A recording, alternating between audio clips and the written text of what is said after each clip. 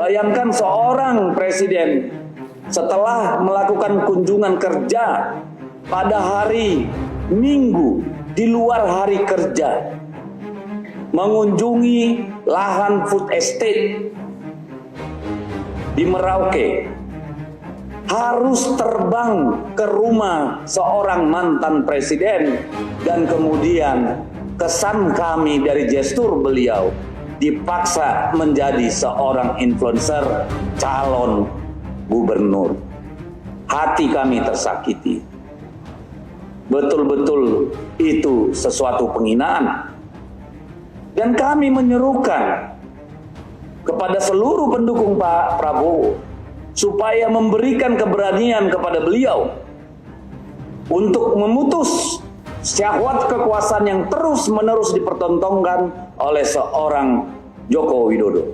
Dan itu harus dimulai dengan mengganti Listio Sigit sebagai Kepala Kepolisian Republik Indonesia dan melakukan evaluasi yang mendalam terhadap Kementerian Dalam Negeri.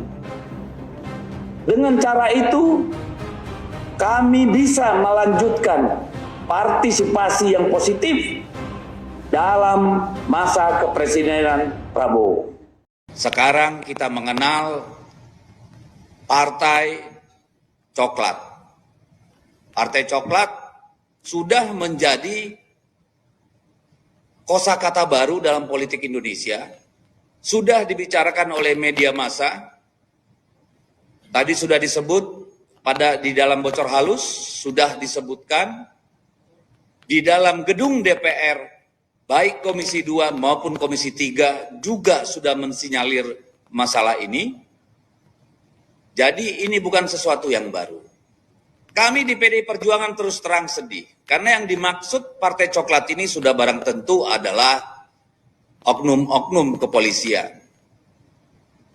Cuma karena tidak hanya satu tempat, mungkin sebaiknya kita tidak menyebut oknum-oknum, tapi ini sudah sesuatu yang bersifat garis komando. Dan saya kira pemegang kuncinya adalah Listio Sigit. Beliau bertanggung jawab terhadap institusi yang dia kendalikan, yang dia pimpin, yang ternyata merupakan bagian dari kerusakan demokrasi kita. Ini tanggung jawab yang saya kira harus dipikul sepanjang sejarah nanti. Kawan-kawan PDI Perjuangan, Ibu Presiden kelima, Ibu Megawati Soekarno Putri adalah orang yang memisahkan Kepolisian Republik Indonesia dari Angkatan Bersenjata Republik Indonesia setelah reformasi. Dengan harapan institusi kepolisian menjadi instrumen negara untuk menegakkan hukum dan perundang-undangan, menjaga keselamatan rakyat, melayani, to serve and to protect. Tetapi yang terjadi tidak saja pada pemilu presiden dan legislatif, lebih parah lagi pada pemilu kada yang lalu. Di Komisi 3 kemarin secara telanjang hal itu diangkat oleh salah satu anggota DPR RI di depan Listio Sigit. Dan saya kira itu tidak bermakna apa-apa, karena kemudian kita tahu sampai 27, sampai menjelang TPS tutup, masih terjadi serangkaian aksi-aksi di berbagai tempat untuk mempengaruhi hasil pemilu. Dan ini membawa kami kepada pemikiran, meskipun tidak semua bayangkari negara yang ada di Kepolisian Negara Republik Indonesia setuju dengan tindakan Jenderal Listio, Bayangkara Negara.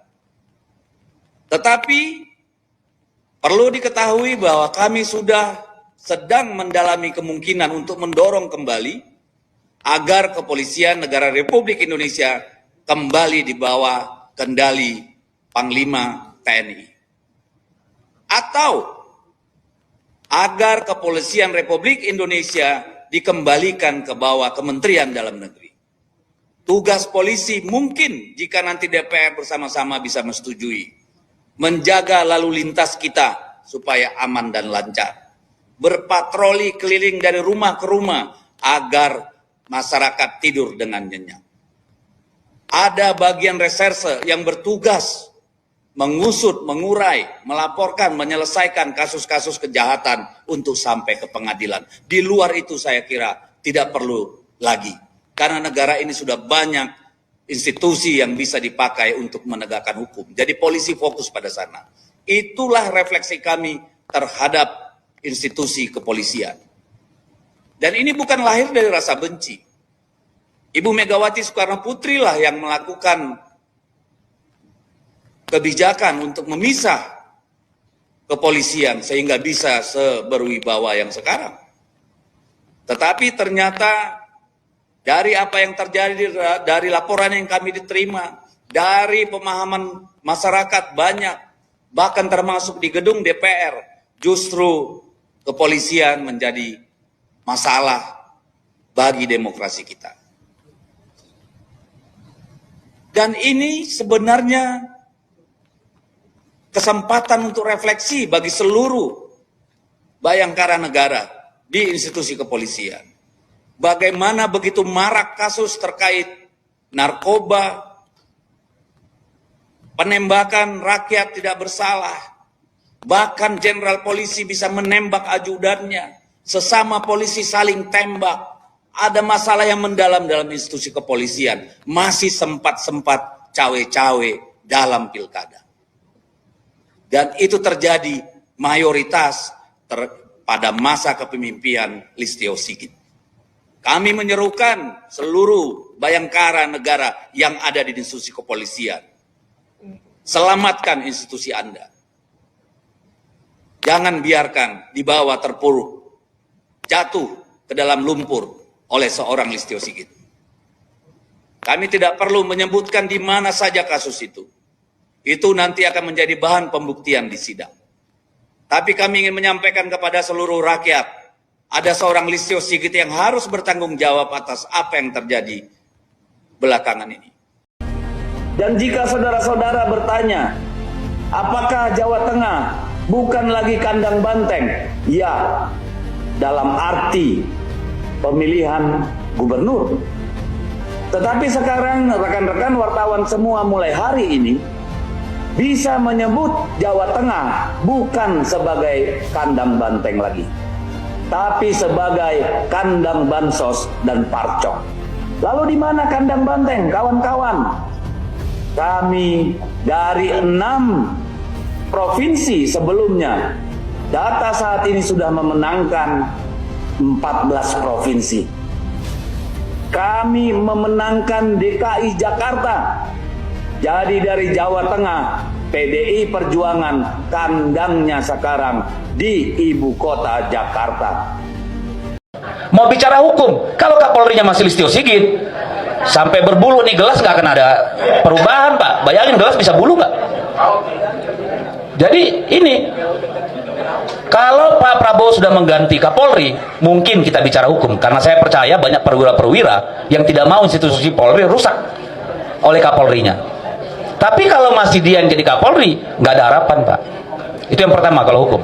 Politik tadi, kalau Pak Prabowo tidak menemukan kekuatannya sebagai presiden, nggak usah ngomong politik. Lalu apa yang harus kita lakukan? Yang bisa mengubah para penguasa ini, kalau ada kerumunan dan ada HP, Pak. Dua ini aja. Kemarin revisi undang-undang pilkada yang bermaksud membegal putusan Mahkamah Konstitusi bubar jalan gara-gara apa? Banyak orang berkumpul di depan gedung DPR dan di berbagai kota, bubar jalan. Jadi nggak usah ngomong politik, nggak ngomong hukum. Bisa nggak kita bawa orang sebanyak-banyaknya? Saya kira bubar tuh. Kenapa? Karena semua yang dukung ini juga, saya kira tidak dengan hati yang bersih. Kan ini ilmunya Edgar H. Hoover. Ya, yang mengumpulkan semua kasus-kasus para elit-elit. Silakan lu nyolong datamu sama gua. Ini kan mereka di tiang gantungan, Pak. Jadi kalau dibilang mereka dukung Jokowi itu dengan tulus ikhlas, enggak. Semua pada takut. Karena apa? Ya banyak dosanya. Kalau nggak ada dosanya, emang takut. Kayak Bu Mega misalnya, emang gue pikirin, suka lu, panggil gue katanya sama Kapolri. Kan gitu nih. Jadi perubahan itu hanya akan dimungkinkan di jalanan, Pak. Saya tidak menyuruh orang ke jalanan, tapi kan ditanya tadi ya, gimana caranya mengubah? Ya orang di jalan. Yang ditakuti cuma itu. Nggak ada yang lain. Ya. Jadi mari kita coba dari sini 100 orang, nanti 1000 orang, lalu 10.000 orang, mulanya di Jakarta, lalu Bandung, Surabaya, dan seterusnya. Hanya itu yang akan mengubah negara ini. Kalau tidak, apa yang kita alami 10 tahun Jokowi hanya akan diulang pada tahun-tahun mendatang. Iya, kalau masih Pak Prabowo jadi presiden, kalau 2029 yang menang Gibran gimana dong? Kan ini pilkada sedang diatur-atur supaya semua jadi anak buahnya. Dalam artian bisa nanti menguasai negara dong. Jadi kalau tidak sekarang memang nggak ada kesempatan lain. Salah satu cara mengubah itu, langkah pertama adalah memastikan di pilkada bukan calon-calon yang didukung oleh Mulyono. Kan gitu nih. Karena ada pepatah Cina bilang, terima kebaikan orang, Anda kehilangan kemerdekaan. Lah bayangin orang kayak Lutfi, kayak RK, bukan minta dukungan rakyat, minta dukungannya Mulyono. Sampai kayaknya Jokowi itu buka jasa titipan tuh, Justip pilkada. Gila kan? Jadi saya kira bagi orang-orang bernalar, kita di persimpangan jalan, Pak. Kalau yang namanya institusi kekuasaan, institusi pemerintahan, elit-elit politik sudah mengangkangi, menepis aturan, undang-undang, konstitusi, membegal MK-nya, MA-nya, lantas harapan apa lagi yang kita punya? Jaga mulut baik-baik, jangan kepleset, kan cuma itu doang. Kalau lu jadi bandit bisa hidup tuh. Tinggal jilat sana sini, lu survive. Tapi sekali Anda bicara kebenaran, ya siap-siap. Berhadapan dengan Bareskrim, berhadapan dengan KPK, berhadapan dengan kejaksaan. Kan itu nih. Ini lebih parah dari zaman Soeharto loh. Gila aja kita ini. Setbacknya. Tapi juga ini mungkin peluang bagi kita untuk nanti cuci darah, Bung Ferry. Dengan syarat Pak Jokowi lagi. Pak Prabowo menemukan itu tadi, pusakanya sebagai presiden itu. Karena pusaka itu kayaknya masih ditarik-tarik sama Pak Jokowi. Belum dipegang penuh tuh. Saya pribadi, saya tersinggung ketika Pak Prabowo diperlakukan kayak begitu di Solo untuk dukung Jawa Tengah itu. Itu keterlaluan. Itu bukan hanya menghina Pak Prabowo sebagai pribadi, tapi lembaga kepresidenan loh. Which is gak masuk akal buat saya. Bayangkan kalau seorang presiden bisa diperlakukan seperti itu, apalagi kita ini diinjak, Pak. Kan itu nih problemnya. Jadi itu kesimpulannya, Pak Lukas. Siap. Jangan berharap perubahan secara politik maupun secara hukum yang mungkin hanya ketika rakyat mengatakan cukup, muat, dan seperti Uju Tukul bilang,